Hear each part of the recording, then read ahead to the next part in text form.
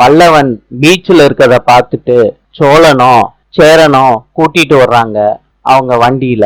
வீட்டுல வந்து இறக்கி விடுறாங்க பல்லவனை. அப்ப பாண்டியன் கட்டி பிடிச்சுக்கிறாரு பல்லவனை.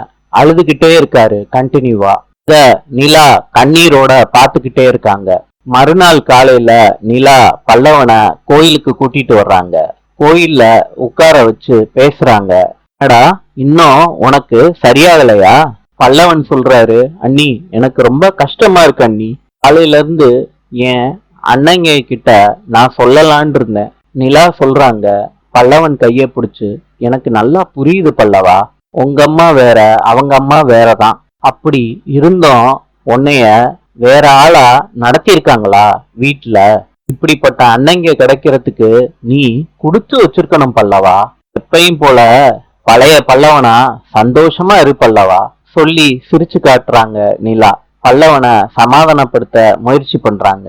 பல்லவனும் சிரிச்சிடுறாரு, சமாதானம் ஆயிடுறாரு. நாளை சந்திப்போம்.